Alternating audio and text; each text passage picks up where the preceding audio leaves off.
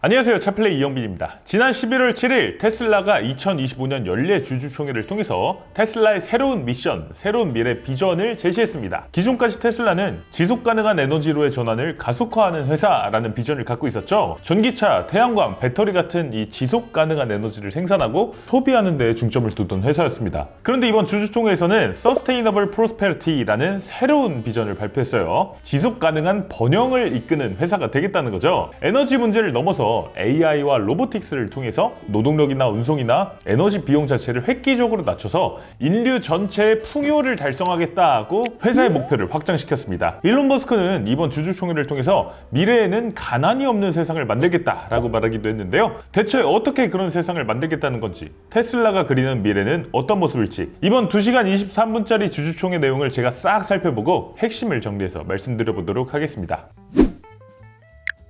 2025년 테슬라 주주총회 풀 영상은 테슬라 공식 유튜브에도 올라와 있습니다. 2시간 23분 동안 라이브로 진행됐고요. 1부는 주주총회 공식 안건 그리고 투표 결과, 2부는 일론 머스크의 테슬라 미래 비전 발표, 3부는 Q&A 순서로 진행됐습니다. 먼저 1부에서 가장 많은 관심을 끌었던 부분은 일론 머스크의 천문학적인 CEO 성과 보상안이 통과되느냐 마느냐 하는 부분이었습니다. 그러니까 일론 머스크는 작년부터 꾸준히 본인이 현재 갖고 있는 13%의 지분이 불안정하다고 얘기해왔죠. 원래 트위터를 인수하기 전에는 테슬라 지분 22%를 갖고 있었는데 트위터 인수자금 440억 달러를 마련하면서 본인 주식을 여러 차례로 대규모로 매각했고, 그 결과 작년 초 기준으로 일론 머스크의 지분율이 보통주 기준으로 13%까지 떨어졌는데, 이게 본인이 테슬라를 앞으로도 꾸준히 이끌어 나가기에는 불안정한 지분이라고 얘기해왔던 겁니다. 그래서 일론 머스크는 작년 초에 본인 X에 글을 올려서 만약에 이 정도의 의결권이 없다면 AI나 로보틱스 관련 제품은 테슬라 밖에서 만드는 걸 선호할지도 이런 식으로 대놓고 얘기를 하면서 거의 사실상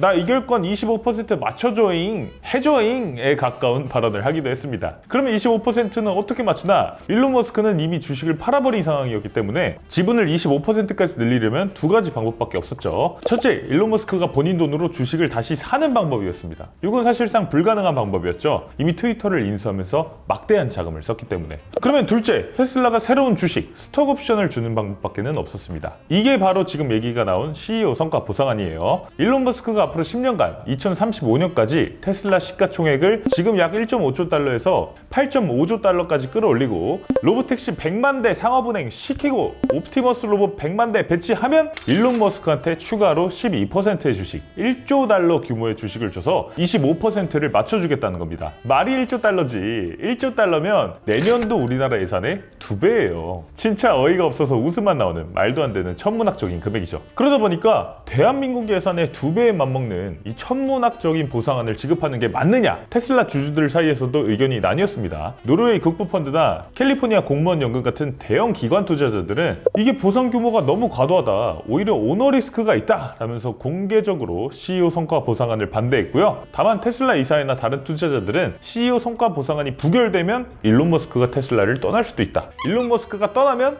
테슬라는 떡락한다 라면서 이 보상안을 주는데 찬성했습니다. 그래서 찬반이 딱 나뉘어진 상황에 2025년 주주총회가 이번에 딱 열렸는데, 이 CEO 성과 보상안이 주주 75% 이상의 압도적인 찬성으로 통과가 됐습니다. 그래, 네가 원하는 25% 지분 줄 테니까 10년 동안은 딴 생각하지 말고 테슬라를 세계 최고의 기업으로 만들어내라 라고 주주들이 지지를 보내준 셈이죠. 일론 머스크 입장에서도 10년 뒤에 1조 달러를 받아내려면 테슬라를 어떻게든 성장시켜야 되는 상황이고요. 이제 일론 머스크와 테슬라는 앞으로 10년간은 계속 한 배를 타게 됐습니다. 이렇게 2025년 테슬라 주주총회 1부에서 일론 머스크한테 CEO 보상안을 주느냐 마느냐 하는 문제가 완전히 해결됐고요. 2부에서는 자연스럽게 10년 동안 시가총액 8.5조 달러, 로보택시 100만 대 상업운행, 옵티머스 로봇 100만 대 배치, CEO 성과 보상안의 요 조건들을 어떻게 달성할 것이냐에 대한 설명이 이어졌습니다. 일론 머스크는 등장하자마자 슈퍼 어프리시에이트, 진짜 너무너무 고맙다 라는 멘트를 하면서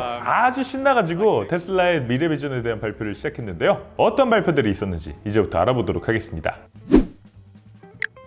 일론 머스크는 먼저 FSD가 대폭 업데이트된다고 발표했습니다. 지난 9월에 FSD 버전 14 업데이트를 진행했는데 이게 이미 문자를 보내면서 운전하는 사람들보다 훨씬 더 안전한 수준에 도달했다고 발표했어요. 그러면서 다음 달 12월에는 안전 통계를 검토한 다음에 운전자 모니터링 경고를 해제하는 걸 허용할 수 있다고 발표했습니다. 그러니까 지금 테슬라가 미국에서 FSD가 어떻게 사용되는지 분석해보니까 운전자들이 FSD를 켜놓고 가다가 핸드폰을 보거나 문자를 보내거나 이런 딴짓을 하고 싶을 때 테슬라한테 경고를 받는 게 짜증나니까 FSD를 잠깐 껐다가 딴짓 할 거 다 한 다음에 FSD를 다시 켠다는 거예요. 이게 더 위험하다는 겁니다. FSD 버전 14는 이미 딴짓하는 인간들보다 더 안전한데 현행 규제, 모니터링 경고 때문에 운전자가 FSD를 끄고 더 위험한 직접 운전을 하도록 유도하고 있다는 겁니다. 이렇게 말한 근거가 있습니다. 테슬라는 분기마다 차량 안전 보고서라는 걸 발표하는데요. 2025년 3분기 최신 보고서를 보면 테슬라 차량이 FSD를 사용했을 때 636만 마일당 한 건의 사고가 발생했는데 테슬라 차량을 사람이 직접 운전하면 99만 마일당 한 건의 사고가 발생하고 미국 전체 평균을 보면 70만 마일당 한 건의 사고가 발생한다고 해요. 그러니까 이건 무슨 뜻이냐? FSD가 인간 운전자보다 6배 이상, 미국 평균보다는 9배 이상 안전하다는 얘기죠. 테슬라는 이런 데이터를 갖고 있기 때문에 지금 일론 머스크가 이렇게 자신 있게 운전자가 FSD를 끄고 직접 운전하는 게 더 위험하다. 그런데 지금 FSD에서 문제가 사람들이 지금 경고가 짜증나서 이 FSD를 껐다 켰다 하는 건데 차라리 지금 사람을 짜증나게 만드는 이 경고를 해제해서 더 안전한 운전 환경을 만들겠다라고 말하는 겁니다. 그러면 당장 다음 달에 일론 머스크의 발표대로 FSD 경고가 사라질 수 있을까? 솔직히 현실적으로는 불가능합니다. 왜냐면 지금 미국 도로교통안전국 NHTSA를 비롯해서 전 세계 규제 당국은 테슬라 FSD를 엄연히 레벨 2 수준의 운전자 보조 시스템으로 분류하고 있기 때문이에요. 레벨 2 시스템은 법적으로 운전자가 슈퍼바이스드, 감독해야 됩니다. 운전자는 항상 전방을 주시하고 핸들을 잡을 준비를 해야 되죠. 바로 이 감독 의무를 강제하기 위해서 핸들을 잡으세요 또는 전방을 주시하세요 라는 이 모니터링 경고가 법적으로 필수입니다. 만약에 테슬라가 이런 법규를 어기고 경고를 제거하는 업데이트를 배포한다면 미국 NHTSA가 즉각 개입할 겁니다. NHTSA는 그 업데이트된 소프트웨어를 안전 결함으로 규정하고 즉시 조사에 착수할 거고요. 테슬라에게 경고 기능을 원상 복구시켜라 라고 강제 리콜을 명령할 겁니다. 테슬라는 어쩔 수 없이 또다시 OTA를 통해서 경고 기능을 부활시키는 리콜 조치를 하게 되겠죠. 이런 일이 이미 실제로 있었습니다. 재작년에 NHTSA가 오토파일럿의 운전자 모니터링이 충분하지 않다면서 200만 대의 리콜을 명령했고 이 테슬라는 OTA로 모니터링 기능을 강화하는 업데이트를 배포해야 됐었죠. 그러면 일론 머스크는 왜 이렇게 다음 달에 경고 해제를 검토하고 허용하겠다라면서 법적으로 불가능한 일을 하겠다고 말한 걸까요? 이건 실제로 진짜 무대포로 그냥 불법 업데이트를 해버리겠다라는 의미가 아니라 규제 당국 NHTSA를 향한 압박의 메시지를 보낸 걸로 해석됩니다. 일론 머스크는 NHTSA의 승인을 기다리겠다라고 말하지 않았어요. 대신 우리가 검토하고 허용할 수 있다라고 말했죠. 데이터는 이미 우리 손에 있고 결정권도 사실상 우리한테 있다 라고 선언하면서 NHTSA를 압박하는 겁니다. 그래서 일론 머스크의 다음 달에 경고를 해제하겠다라는 발언은 법을 어기겠다라는 뜻이 아니라 테슬라의 기술 FSD 버전 14는 이미 법 레벨 2를 뛰어넘었으니까 우리 테슬라의 데이터를 보고 법이 빨리 기술을 따라와라 라고 규제 당국을 공개적으로 압박하는 아주 공격적인 선전포고인 거죠. 자, 그러면서 일론 머스크는 앞으로 다가올 버전 14.3 업데이트에 대해서도 짤막하게 언급했습니다. You fell asleep and you wake up at your destination 이라고 짧고 굵은 한마디를 던졌는데요. 너가 차에서 잠들면 목적지에 도착해서 깨면 된다 라는 뜻입니다. 이 버전부터가 이제 운전자의 감독이 필요 없는 unsupervised FSD가 된다는 거죠. 핸들에서 손을 떼도 되는 핸즈프리, 운전자가 전방 주시를 안 해도 되는 아이프리, 요걸 넘어서 이제는 운전자가 아예 운전에서 신경을 꺼도 되는 마인드프리 수준이 된다는 거고요. 운전자는 더 이상 운전자가 아니라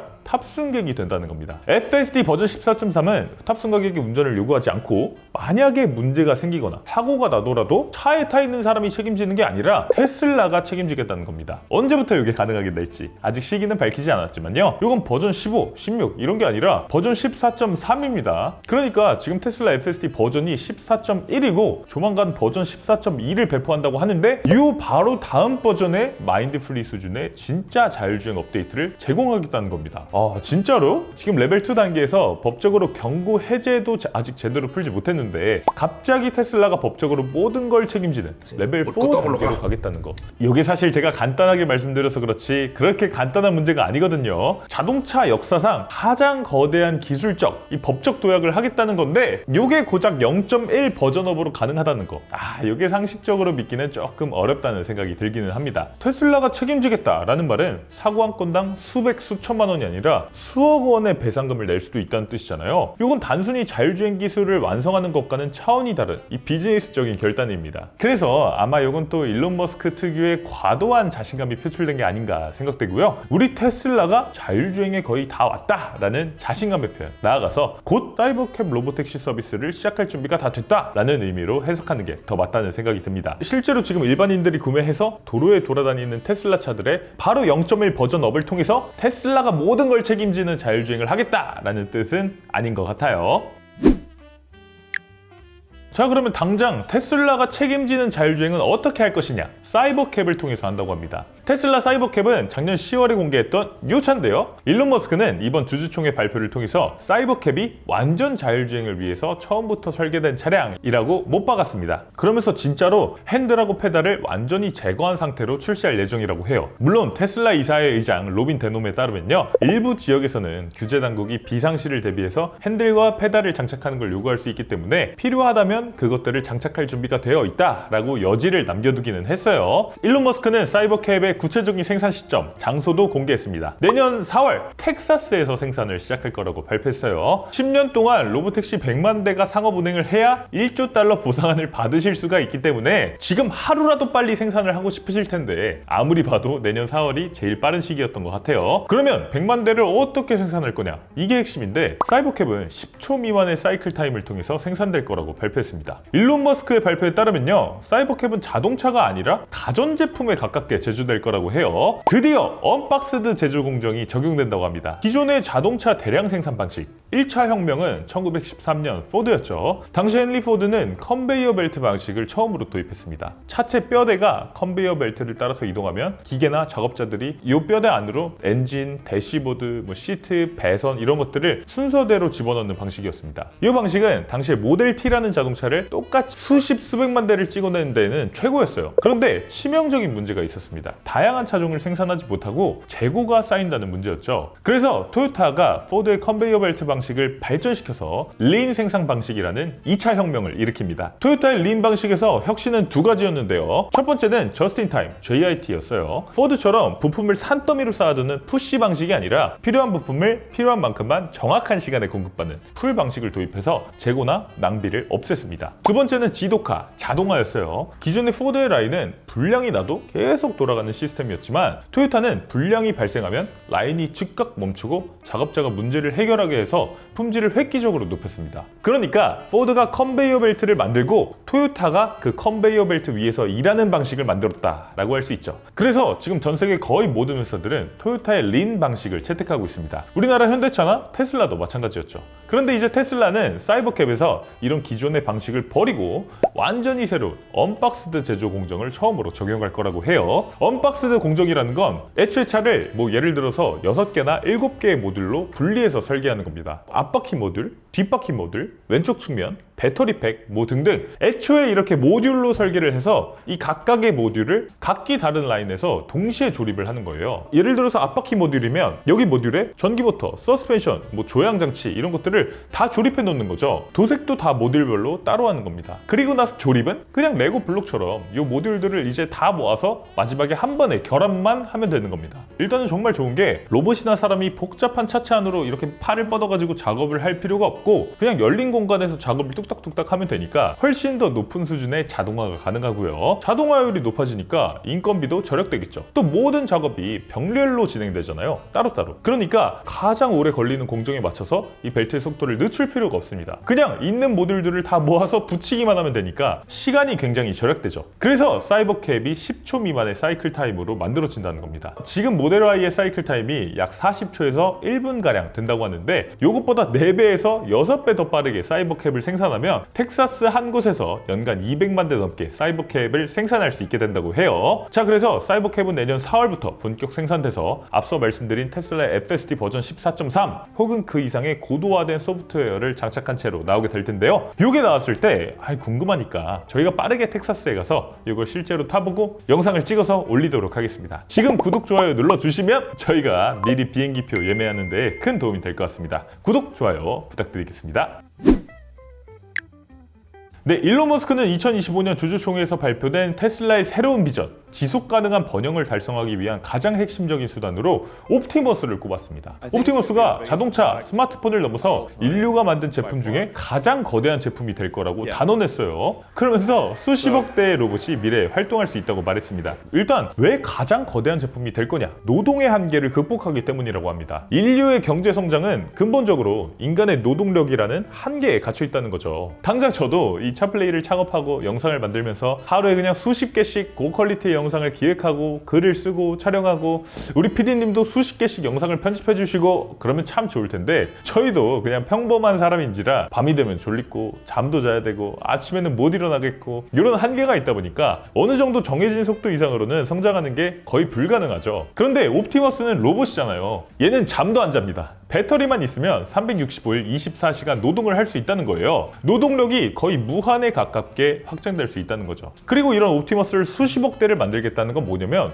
옵티머스가 테슬라 공장에만 쓸 게 아니라 가정에서는 가사 도우미로, 병원에서는 간병인으로, 편의점에서는 점원으로 뭐 등등 인간이 일하는 모든 곳에 옵티머스가 투입된다는 겁니다. 그래서 일론 머스크는 옵티머스가 사회 구조 자체를 바꿀 거라고 말했습니다. 먼저 빈곤을 실제로 제거할 것이다 라고 말했는데요. 이 세상의 모든 재화, 음식이나 집이나 공산품이나 이 서비스의 가격은 결국에 인건비가 결정한다는 겁니다. 그런데 만약에 로봇이 24시간 일하면서 인건비가 0에 가까워지면 모든 물건과 서비스의 강력은 폭락하고 누구나 풍요를 누리는 탈희소성 경제가 온다는 거죠. 그래서 빈곤이 사라지니 지속 가능한 번영의 시대가 온다는 겁니다. 저는 개인적인 생각으로는 사람한테 이 풍요라는 거는 절대적인 기준이 아니라 상대적인 기준이 아닌가. 그래서 일론 머스크의 이런 생각은 너무 유토피아적인 이상에 가깝지 않나 라는 생각은 살짝 들기는 하지만 아무튼 현실성과는 별개로 멋진 비전이라는 생각은 듭니다. 자, 그리고 놀라운 의료 서비스도 제공될 거라고 해요. 당장 옵티머스가 의사를 대체한다 라는 게 아니라 간병, 환자 이송, 노인 돌봄, 재활 보조 이런 의료 분야의 돌봄 노동 대부분을 로봇이 대체할 수 있다는 거죠. 저도 지금 아는 분께서 하반신이 불편하셔서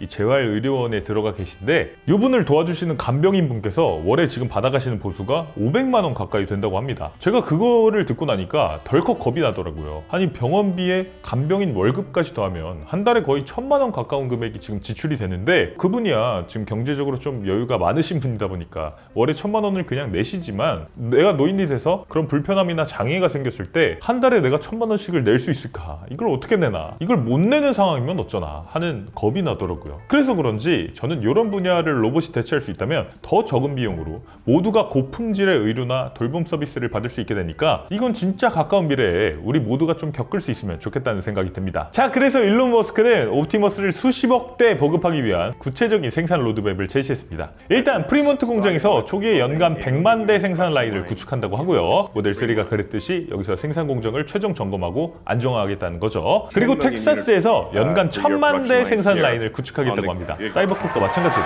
옵티머스 C 언박스드 공정으로 생산되면서 10초 이내의 사이클 타임으로 찍어내겠다는 전략이에요. 가격은 이게 제일 중요하죠. 연간 100만 대 규모 생산 시 2만 달러가 예상된다고 합니다. 미친 환율인 지금 우리 돈으로 2,900만 원 정도. 어떻게 보면 비싼데 이게 앞서 말씀드린 간병이나 이런 역할을 대신한다고 하면 그 사람의 연봉보다는 훨씬 싸니까 뭐 나름 괜찮다는 생각이 들기도 합니다. 또 기업 입장에서는 2만 달러짜리 로봇을 사서 24시간 3교대로 5년간 돌린다고 생각해보면 수십 배의 이익이 그냥 남을 수도 있겠죠. 물론 정말 2만 달러라는 이 가격이 정말 실현된다는 가정하에 드리는 말씀입니다. 자, 일론 머스크는 마지막으로 옵티머스의 출시 일정도 말했는데요. 내년에 버전 3가 생산될 거라고 하고요. 2027년에는 버전 4, 2028년에는 버전 5가 나온다고 합니다. 일단은 테슬라 공장에 먼저 실전 배치되게 될 텐데 앞으로 옵티머스와 현대차의 보스턴 다이내믹스나 샤오펑이나 등등 이 많은 회사들의 로보틱스 경쟁도 점점 점입가경이 될 거라는 생각이 듭니다.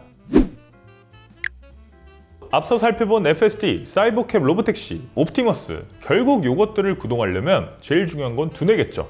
AI 칩이 가장 중요할 겁니다. 그래서 일론 머스크는 이 칩을 더 이상 외부에 의존하지 않고 자체적으로 더 싸고 더 효율적으로 만들겠다고 이번 주주총회를 통해 발표했습니다. AI5 칩을 개발하겠다고 선언했는데요. 일론 머스크에 따르면요, 엔비디아의 최신 블랙웰 칩과 성능은 비슷하면서도 전력 소비는 3분의 1, 비용은 10% 미만을 목표로 한다고 합니다. 아예 블랙웰 칩이면 지금 미국이 수출까지 금지한다는 그 칩인데 대체 테슬라가 갑자기 이런 칩을 어떻게 자체 개발하나 싶은데, 엔비디아의 칩은 뭐가 됐든 간에 모든 회사가 쓸 수 있게 만들어야 되는 범용 칩이라는 겁니다. 그런데 테슬라의 AI5 칩은 오직 테슬라의 FSD, 옵티머스 소프트웨어에만 최적화된 전용 칩이니까 이런 성능 구현이 가능하다는 거예요. 그래서 전용 칩을 통해서 옵티머스, 로보택시의 원가를 획기적으로 낮출 수 있다고 합니다. 또 일론 머스크는 지금 칩 공급사 TSMC나 삼성 이런 회사들의 생산 능력으로는 테슬라가 필요로 하는 엄청난 물량, 수백 수천만 대의 사이버캣과 수천 수억 대의 옵티머스 생산을 감당할 수 없다고 판단했다고 합니다. 그래서 이제는 테슬라가 자체적으로 반도체 공장인 테라팹을 건설할 수도 있다고 해요. 칩 설계를 넘어서 생산까지 하겠다는,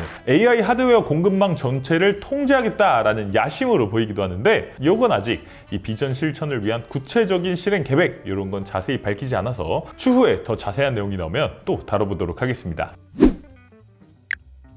네, 지금까지 2025년 테슬라 주주총회의 핵심적인 내용들을 살펴봤는데요. FSD 버전 14.3으로 구현할 완전한 자율주행, 언박스드 공정으로 10초마다 찍어낼 사이버캡, 그리고 $20,000짜리 휴머노이드 로봇 옵티머스, 이것이 테슬라가 지속가능한 번영을 달성하기 위해 꺼내든 카드입니다. 일론 머스크는 10년짜리 보상안과 함께 주사위를 던졌는데요. 과연 테슬라는 자동차를 넘어 인류의 노동과 풍요 그 자체를 재정의하는 회사가 될 수 있을까요? 여러분들의 의견은 댓글로 자유롭게 남겨주시고요. 구독, 좋아요, 알림 설정도 꼭 부탁드리겠습니다. 오늘 차플레이는 여기서 인사드리겠습니다. 이영빈이었습니다. 감사합니다.